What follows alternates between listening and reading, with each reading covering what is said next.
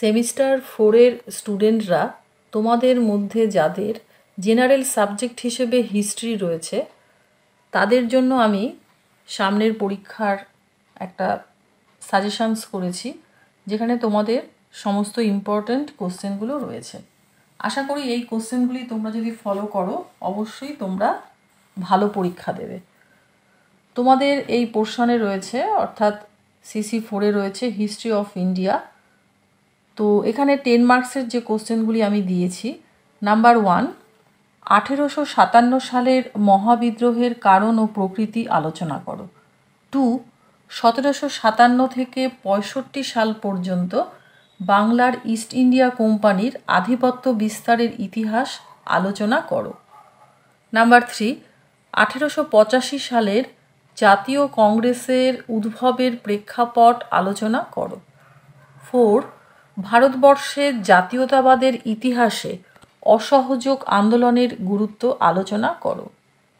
5, Lord কর্নওয়ালিসের ভূমি রাজস্ব নীতি আলোচনা করো। নাম্বার 6, ভারতে ব্রিটিশ শাসন প্রতিষ্ঠার ফলে যে অবশিল্পায়ন দেখা দিয়েছিল তা আলোচনা করো। নাম্বার 7, তুমি কি মনে করো ভারতের ইতিহাসে অষ্টাদশ শতক অন্ধকারাচ্ছন্ন যুগ ছিল? নাম্বার 8, ভারতীয় স্বাধীনতা আন্দোলনে মহাত্মা গান্ধীর উত্থান আলোচনা করো। নাম্বার 9, ভারতের জাতীয় জাগরণে ব্রাহ্ম সমাজের অবদান সংক্ষেপে আলোচনা করো। অথবা কোশ্চেনটা এইভাবেও তোমরা পেতে পারো, বাংলার শিক্ষা ও সমাজ সংস্কার আন্দোলনে ঈশ্বরচন্দ্র বিদ্যাসাগরের অবদান কিংবা রামমোহন রায়ের অবদান উল্লেখ করো। নাম্বার 10, ভারতের সংবিধান সভার কার্যাবলী সংক্ষেপে আলোচনা করো। তোমাদের এই 10টা কোশ্চেন দিয়েছি মাত্র। ভালো করে যদি এই 10টা কোশ্চেন তোমরা পড়ো অবশ্যই কোশ্চেন কমন পাবে। এবার আসছি 5 মার্কসের কোশ্চেনে। নাম্বার 1, 1946 সালের নৌবিদ্রোহ সম্পর্কে কি জানো? নাম্বার 2, মাউন্ট ব্যাটেন পরিকল্পনা কাকে বলে? নাম্বার 3, তৃতীয় পানিপথের যুদ্ধের কারণ ও গুরুত্ব আলোচনা করো। 4, মহারানীর ঘোষণার তাৎপর্য ব্যাখ্যা করো। 5, টিকা লেখো, নব্যবঙ্গ আন্দোলন। নাম্বার 2, অধীনতামূলক মিত্রতা নীতি। নাম্বার 6, পলাশী লুণ্ঠন কাকে বলে? আবার এসছি নাম্বার 7-এ টিকা লেখো। নাম্বার 5-এ দুটো টিকা দেওয়া হয়েছে, নব্যবঙ্গ আন্দোলন এবং অধীনতামূলক মিত্রতা নীতি।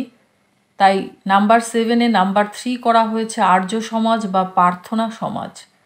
4-এ আছে ভারত শাসন আইন। নাম্বার 8, 1773 সালের রেগুলেটিং অ্যাক্টের গুরুত্ব সংক্ষেপে আলোচনা করো।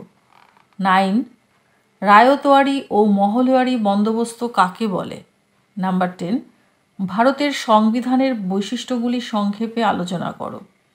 11, বাংলায় দ্বৈত শাসন ব্যবস্থা কে এবং কেন প্রবর্তন করেন? 12, রাওলাট সত্যাগ্রহের গুরুত্ব আলোচনা করো।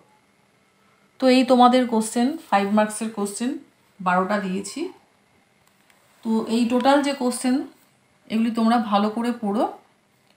এবছর কোশ্চেন তোমাদের ভালোই আসবে। আগের বছর কোশ্চেন একটু খারাপ এসেছিল, একটু কঠিন এসেছিল আর কি। তো এই বছর তোমরা কোশ্চেন ভালো পাবে। আর যে কটা কোশ্চেন দিয়েছি তোমরা ভালো করে পড়ো, এখান থেকে তোমরা অবশ্যই কোশ্চেন কমন পাবে।